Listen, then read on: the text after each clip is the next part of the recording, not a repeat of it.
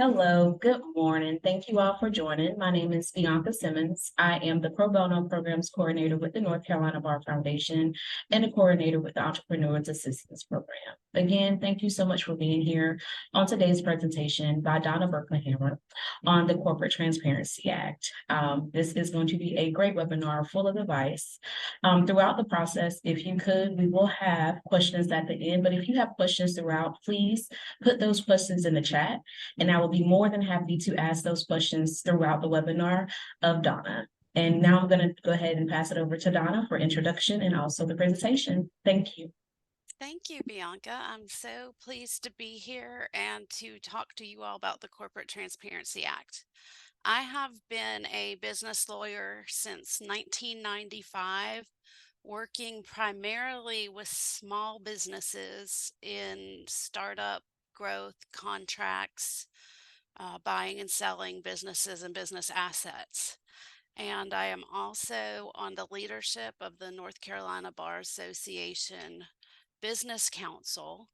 And my primary role on the Business Council has been to support pro bono activities, which is where attorneys help clients for free. And this webinar is part of the Bar Association's pro bono activities, and I'm thrilled that we're all here together. The Corporate Transparency Act is something that has been riling up attorneys and accountants and other people that work with small businesses since it was passed. And I'm going to start with some acronyms because there's a lot of language we're going to talk about.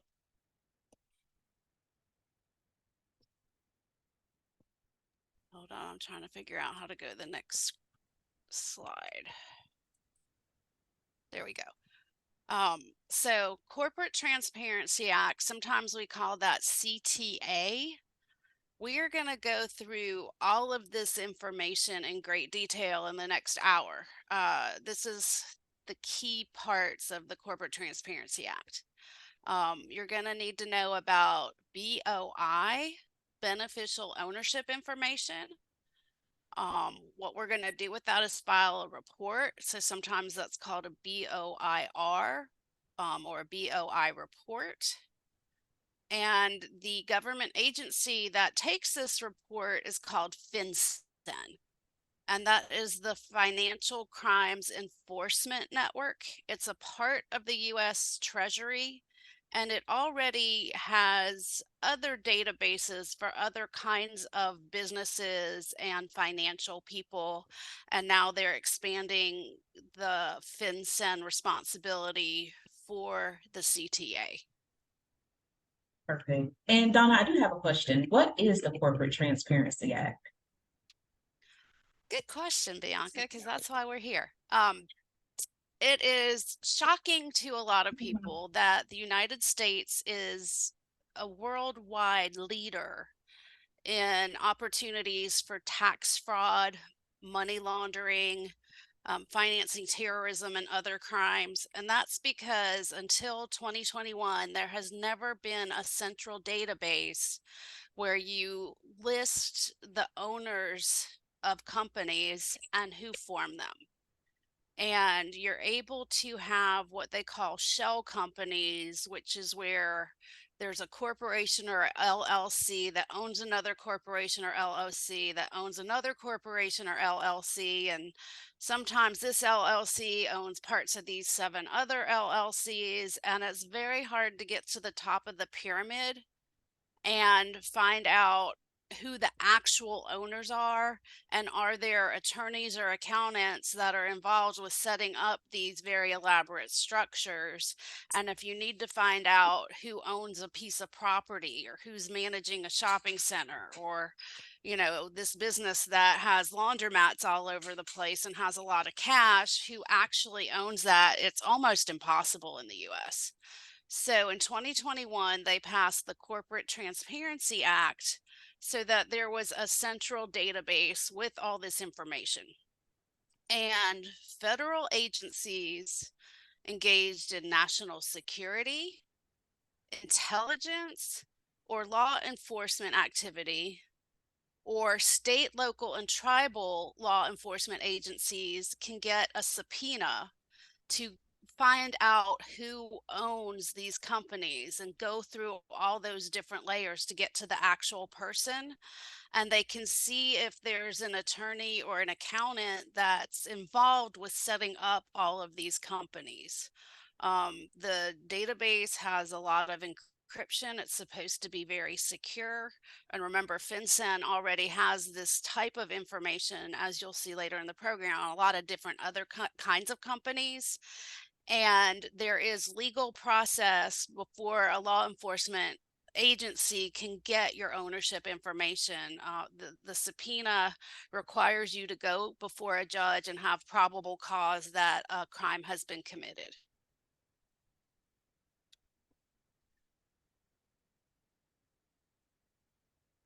So I'm going to go right into how the Corporate Transparency Act works and what it means for you guys as business owners. Certain businesses must submit BOI, beneficial ownership information, providing the certain information on its owners. There's two different times that this is going to come into effect. So if you already have a company that's in existence before January 1st of this year, you have the entire calendar year to file this information. You are called an existing reporting company.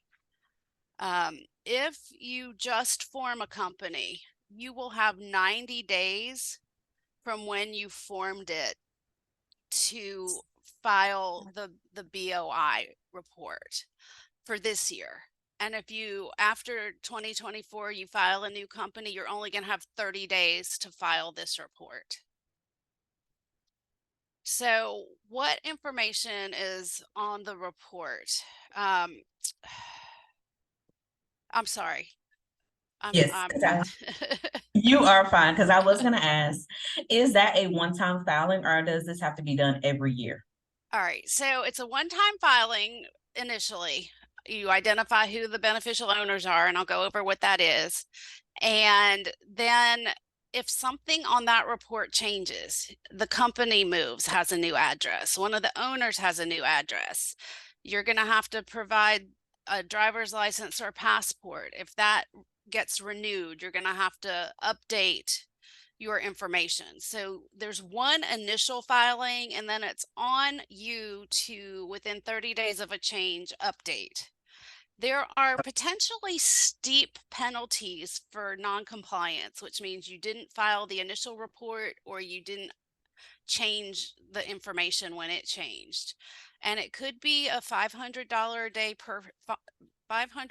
per day fine, up to $10,000, or it's criminal. It could be a prison sentence. So they're really serious about getting all this information. And the good news is primarily you only do it once, and it's not horrible as far as a federal database is concerned. I think some clients find it a little intimidating, but I found it relatively straightforward, asterisk, for a government database. Perfect. Thank you. So who has to report? Domestic reporting companies have to report. Those are generally any kind of entity that is formed by filing documents with the Secretary of State or a tribal equivalent.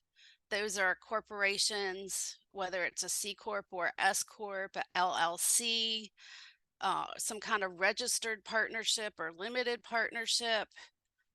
Those all have to file. So if you are filing some kind of articles with the Secretary of State, you are a reporting company. Foreign reporting companies are companies that are chartered outside the US but have filed something with the Secretary of State to qualify them to do business here. There are 23 exemptions for companies that do not have to file. These are largely other types of organizations that are already providing information to the federal government some other way through some other regulatory scheme. So companies that are regulated by the Securities and Exchange Commission, these are companies that are on the stock exchange or the NASDAQ. Uh, Companies that deal with money, banks, credit unions, insurance company, uh, things like Venmo or PayPal that are moving money, accountants, large operating companies, which is a company that has at least 20 full-time employees in the US, a physical office in the US, and had tax returns the year before of at least $5 million in gross receipts. And then nonprofits and certain organizations that service nonprofits are all exempt. I'm going to give you some resources at the end that show you all these. I'm just throwing this slide up here so you can see there are a lot of exempt companies, but they're all pretty much related to financial businesses, and these types of business are already registering with the federal government somehow, like your stockbroker, your financial advisor, those kinds of people. So who is a beneficial owner? This is where the federal government speak comes into play. So it's anyone who owns or controls, directly or indirectly, a capital or economic interest of at least 25% of a company. Capital interest means you own and you have the right to control your company. It would be voting stock or a voting membership interest in a company. That's a direct interest. So you have shares in a corporation or units or membership interest in an LLC, or I just have a LLC. I'm the only person, I'm the only shareholder of my company. That's really easy. Some companies, there are promissory notes that under certain circumstances, those would convert into equity. You have voting rights for somebody else's stock. You have what we call an economic interest when you don't get to vote. It would be non-voting stock or non-voting membership interest, or you had a family member who owned an LLC and when they died, you inherited their LLC. You might be an economic interest holder and you might not have ever been voted in by the other members as a voting member. You might just get the profits from the company. You don't get to vote on how the company runs. So any kind of a convertible interest, I own a promissory note and it's going to convert to equity. I have a stock option. I have rights to somehow acquire a an interest, either a direct or indirect ownership interest in a company. So those are the beneficial owners, and we're going to have to identify who they are and what they need to file. Gotcha. Now, what does this mean to a small business owner exactly? This means you're going to have to identify all the people and you're going to have to get their beneficial ownership information, and you're going to have to upload it to FinCEN.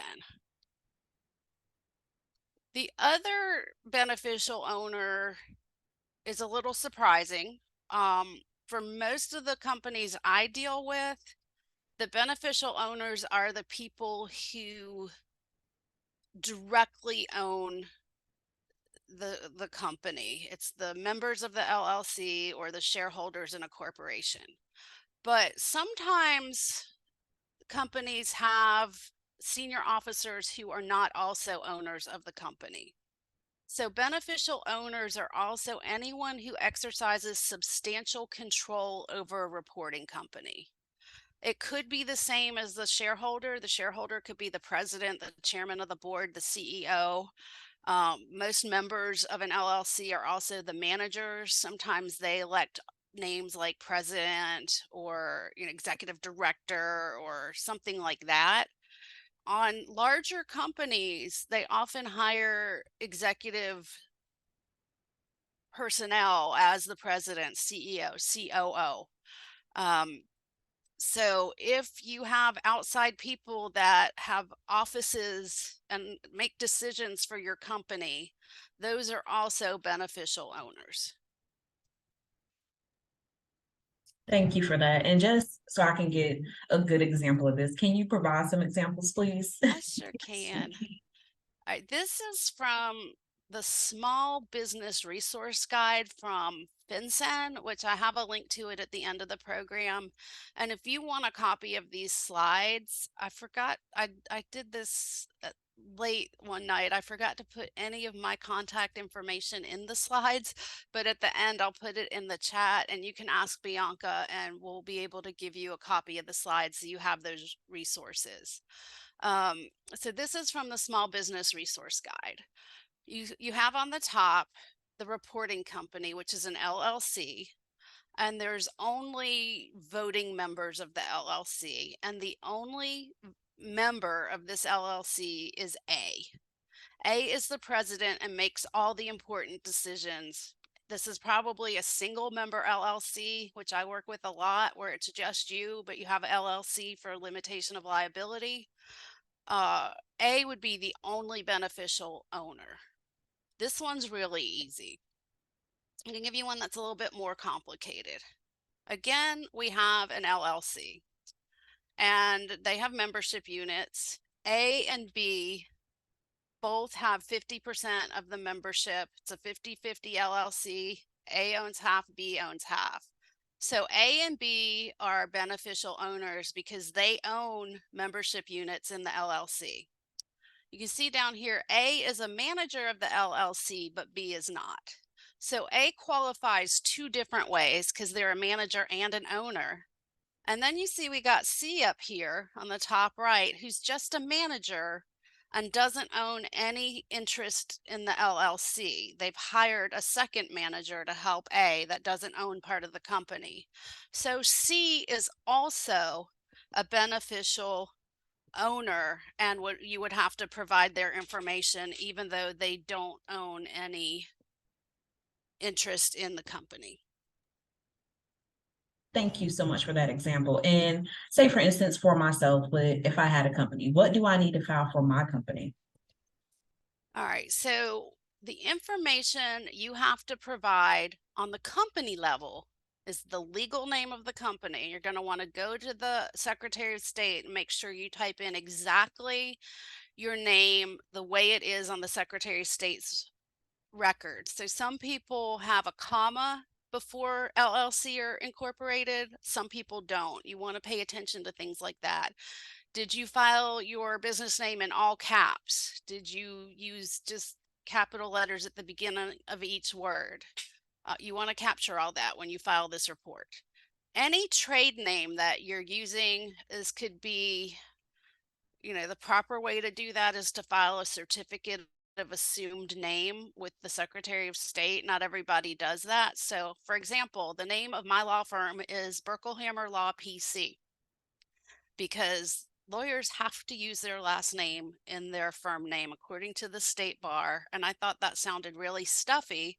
So I have a trade name of Legal Direction. And in all my marketing materials, I just call my law firm Legal Direction. That's a trade name.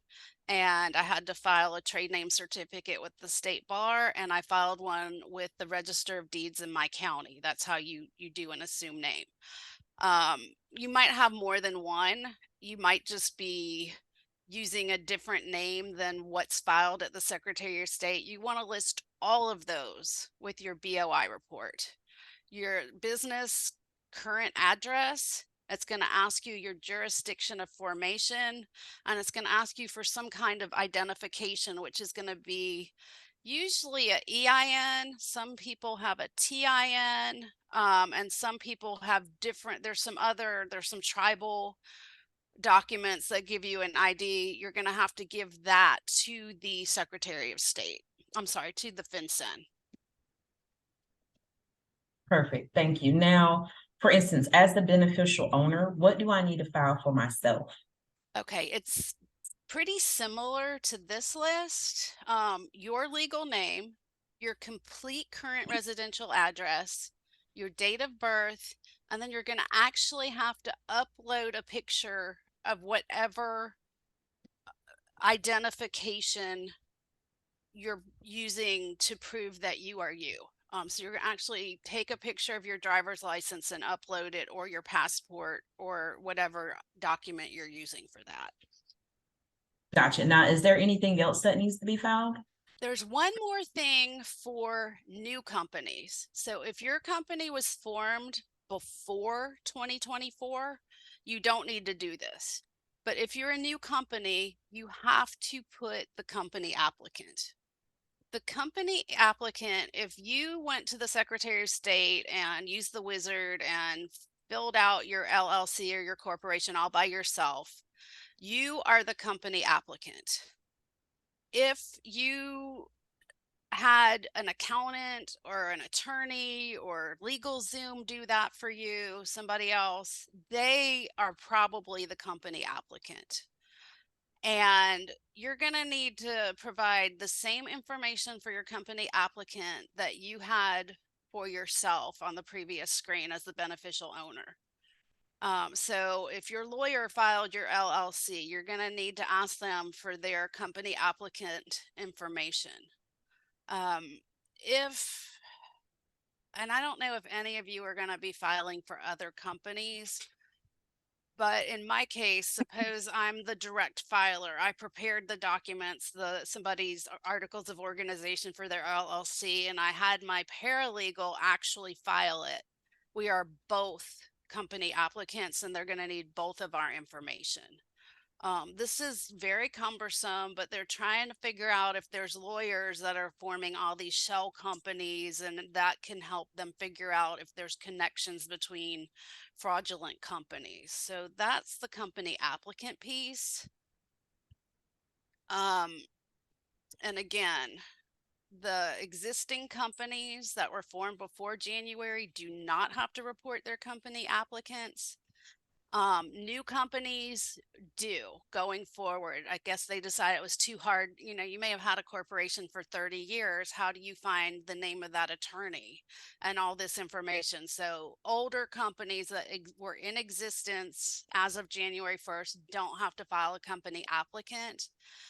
If you are filing these reports or forming companies for other people, I'm going to talk about how to do this later, but you might want to get your own FinCEN ID number, and I'll go over what that is so that you can just give out that number instead of providing all your company applicant information. Perfect. Thank you, Donna. And one big question, how do I file the BOI report? All right, here we go. I'm going to walk you through this in great detail. Here is the email link. I'm sorry, the internet link. You can file this online. There's a wizard. I'm going to show you how it works. There's also an option to download the PDF, fill it out by hand, and upload that. I found the wizard is pretty easy to use. It's kind of repetitive, and you might get a little bit lost and feel like you're entering the same information over and over and over. You can also Google file BOI report, and you'll probably get this website. There are a lot of businesses that are advertising that they will file this for you. As with everything related to your company and finance, some of them are legitimate, some of them are not. And there are a lot of scams where people are advertising that they can file this for you, and all they want is your driver's license number, your address, your date of birth, all that. So be careful, and just be careful, but make sure you're at the fincen.gov site when you're uploading it. And this is what it looks like. So you see these green arrows. You're going to click up there where it says file a report. There's the scam alert on the very bottom of their page, so that if you want more information, there's a lot of people sending out compliance notices, and every company pretty much is going to need to file these. So it's ripe for people to try to steal your identity. So just pay attention. After you click that first line, you're going to come down here where it says file a BOIR report. You're going to click on that. And it's going to take you to this screen. Here's where you have the opportunity. Up at the top, it says PDF, and it'll download a file to your computer that you can print and fill out or fill out online. You have to have Adobe Acrobat for that to work. So if you use a different kind of PDF reader, it won't work. You're going to have to download Adobe. But if you want to do it online, we click where it says web, and this is where it takes us. Now, if you look at the top line, you see these boxes. That's how you know where you are in the form. So we're going to start with filing information. We're going to file an initial report because we've never done this before. This is our first time filing. If you've already filed and you realized, oh, I forgot to put junior, you would correct a prior report. If you move, you're going to update a file, a prior report. But we're going to click on A, initial report. So here, number 3 says request to receive a FinCEN ID. So I did this because I am going to be filing these for a lot of other people. And as the company applicant, I wanted to have my own FinCEN ID. This is the FinCEN ID for your reporting company. So once you fill out all this information, I don't know this for a fact. The general consensus is you will probably be able to put in your company legal name and your FinCEN ID number in the future to not have to fill out the same information over and over and over again. We don't know if that's 100% true because this is brand new and it's taken them 3 years to get all these regulations in place and all these details. So if you want to get your FinCEN ID number, I've been getting those for all the clients that I've been doing this for. This is for your reporting company. So your LLC or your corporation could get a FinCEN ID number. And then it asked you for your trade names down here in number 6. It's going to ask you for some kind of identification number. And there's a drop down box there for several different things. You're going to put it in. You're going to put in, if you're a foreign company, your country. And you see up here on the blue, we're still on the reporting company. This is your address for the company. Now we're going to, is there a company applicant? So we finished reporting company. Now it's blue here, company applicant. If you're an existing reporting company, you were formed before January 1st of this year, you're going to click here. And then that's all you need to do on company applicant. If you're new and you're filing for the first time, your company was formed this year, you now have to put in the company applicant information. If you had an attorney fill out your articles and file them for you, I'm betting they have a FinCEN ID number that they're going to give you so that you don't have to upload their driver's license. And you would just fill that in here if the company has a FinCEN ID. If you're doing this on your own and your own company applicant, you're going to have to put in this information for yourself as the company applicant. So name, date of birth, address, pretty straightforward, but this is the second time we're putting in this information. First time was for the reporting company. Now we're doing it for the company applicant. And they're going to ask for the ID, which is driver's license, passport, or tribal documentation. You're going to have to upload it here for the company applicant. Now we're on beneficial owners, and I'm sorry I didn't get the top of this screen that shows that the line of those boxes. Beneficial owner is going to be up here. If it's just you, you're not going to probably have a FinCEN ID for yourself. And I'll show you how to get one of those if you want it later. So I'm going to just assume for right now we're doing a single owner company. So you've filled in your reporting company information, you've filled in the company applicant information. Now you're entering often the same information for the third time for yourself as the beneficial owner. So if you have a FinCEN ID, you put it in there for yourself and you won't have to fill out anything else. If you're an exempt entity, you're still filing, but you're telling them you're exempt and you're done. But we got the legal name, date of birth, address, same thing we've been doing before. And then down at the bottom again, you've got to put the ID in for the beneficial owner. All right, there you see the box. We're still on beneficial owners. And then you come over here to submit, and you're going to put in your email, your first name, your last name, and you're certifying down here that you're allowed to do this for the reporting company and that all the information is true. And then you hit submit. This is a completely different place. This is how, if you want to get a FinCEN ID for the beneficial owner, you could get one.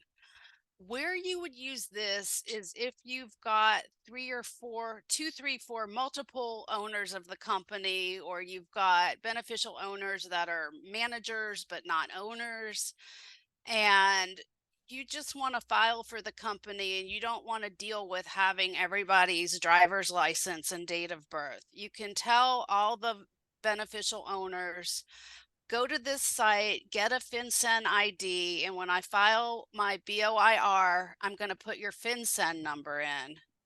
And remember, that was right up here on the very first screen for beneficial owner ID. Do they have a FinCEN ID? So if you've got multiple people that you need to put in here, have them go get a FinCEN ID number. And it was really easy. There's the login for that. I'm going to pause for a second and see if there's any questions, because I went through a lot.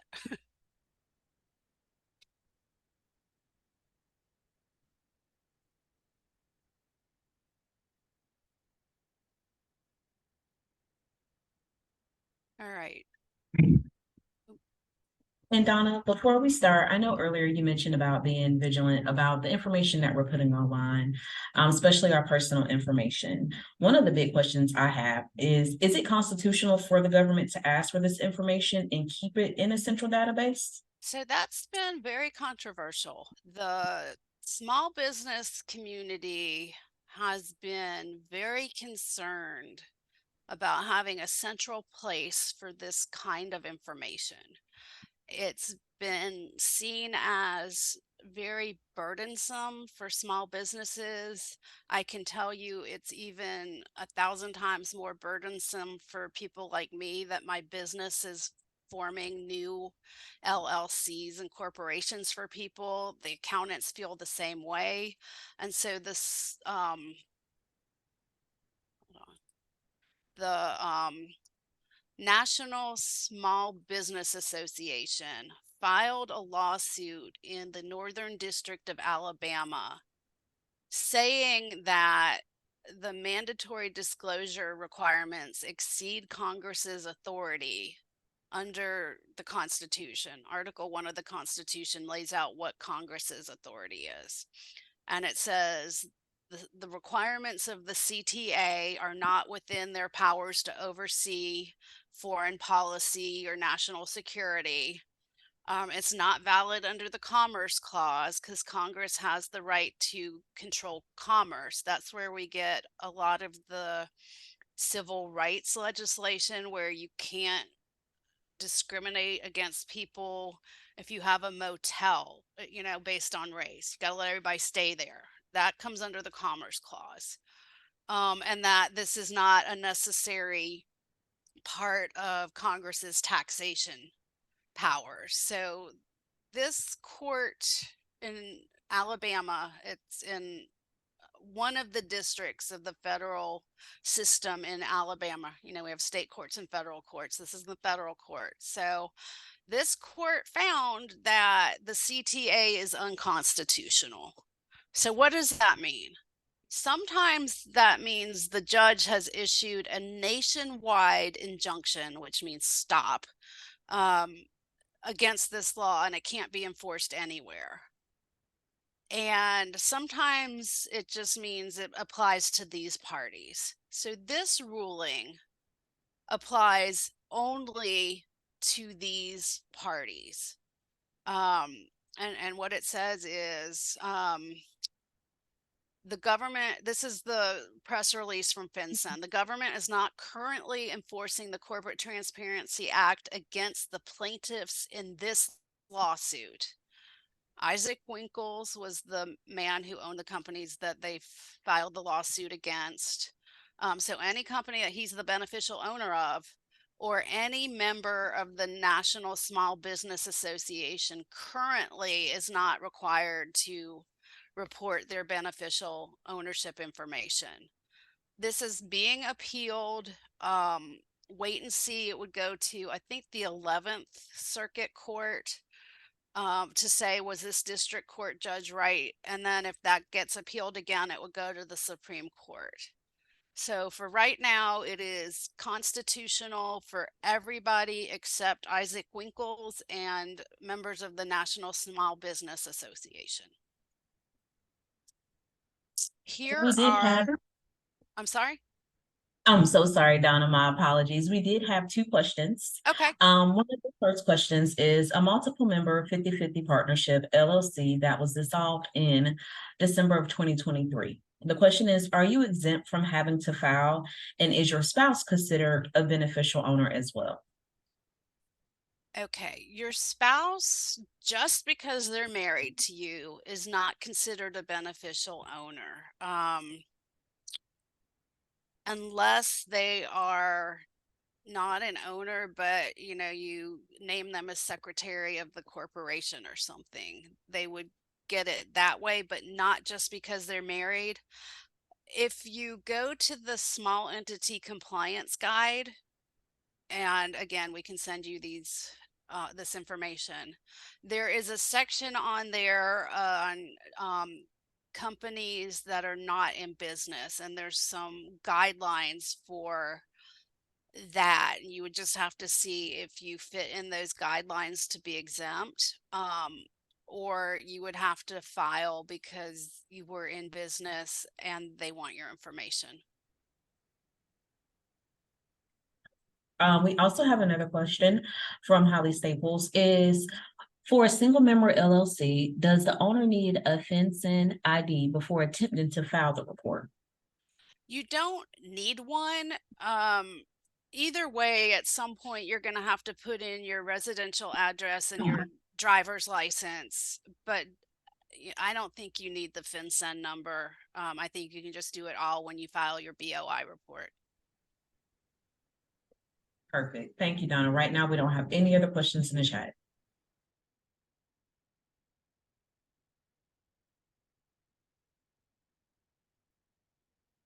I'm going to put my contact information in the chat. Usually I put it on the last screen, but I was so focused on getting you all that information on how to file, I forgot to do that. But feel free to call me or email me. The hardest thing about this act for the lawyers, or one of the hardest things, is getting the word out. And I don't think the federal government's been doing a good job on that. So tell your friends you got to file. You know, 90 days for a new company, all year for an existing company. Perfect. And we do have another question. Do officers in a corporation have to file a BOI? The company has to file and give the information about the officers as beneficial owners. Did that answer your question? Somebody at the company, some beneficial owner has to file. The company can decide which one that is. So not every, like, you're not going to file 6 BOI reports because there's 6 beneficial owners. You have to decide which one of you is going to file and put the information for all the beneficial owners in there.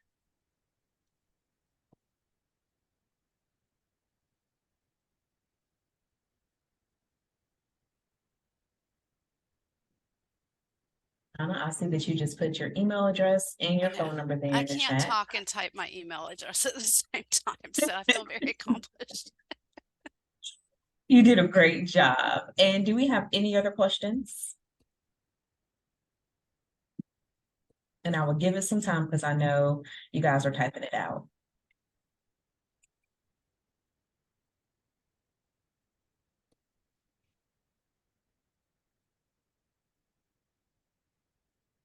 And then I do take on clients to file these for people if you're not comfortable doing it yourself.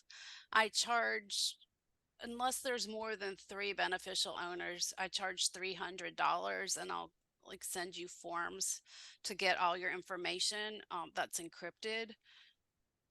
So you have that backup if you don't feel comfortable doing it yourself, or you know other people who don't. And I hope you think I'm trustworthy. Thank you so much, Donna, for extending your services. That is great. Because I know it can be intimidating. I see a lot of information was shared today, a lot of information that I didn't know myself. So thank you.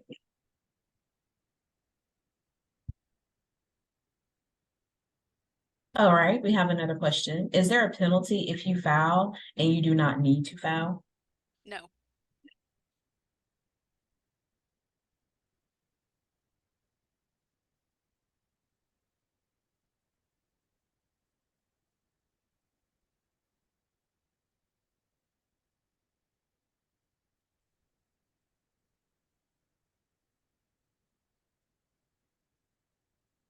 Questions. I'll give it about another minute or so.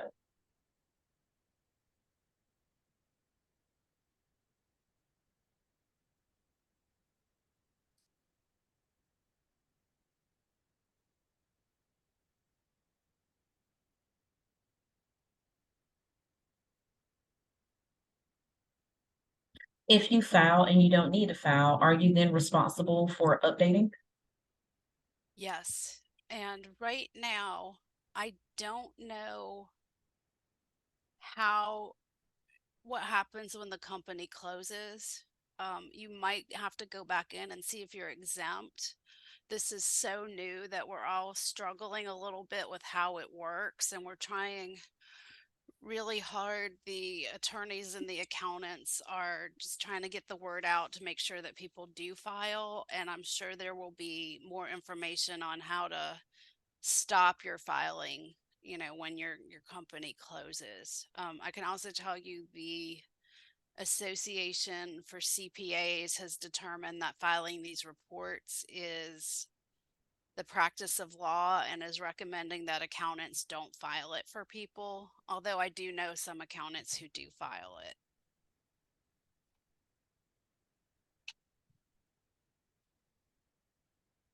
And we have time for probably about 1 or 2 more questions.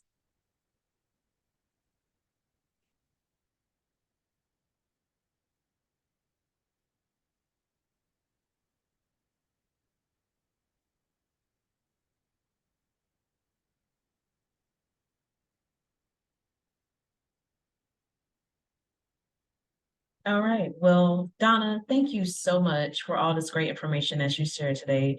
It is truly valuable. I know that we had a lot of questions, and as you mentioned, people are so interested about the Corporate Transparency Act and all the ins and out of it. So this was a great webinar and presentation and so insightful. Also, thank you to everyone for attending and participating. You all asked again really good questions. This webinar will be available within a week on our website. and that's at ncbarfoundation.org. Also, I put my email in the chat. If you would like a copy of today's presentation, I will be able to email you that. Just please email me and I will make sure I get that information over to you as soon as possible. I would also like to thank our program partners, Mount Bisworth in Asheville, Prospera and Climb in Charlotte, the small business hubs at Fayetteville State and East Carolina University, and the Winston-Salem Women's Business Center. If you have any additional questions, please reach out to myself at foundation@ncbar.org or B as in boy Simmons at ncbar.org. Again, thank you so much, Donna, for today's presentation. It was great, and I look forward to seeing you all. Oh, and right before we leave, we do have two more questions. If a closed company is in fact responsible for filing but is closed, is there anywhere on the filing to indicate that? I don't think so. And if you're closed but you still have to file, I think you just file. Perfect. And yes, Donna information is available here in the chat, and I'm going to be putting that here for everyone to see. Her email address and her phone number. Give me one moment. I'll put that in the chat for everyone now.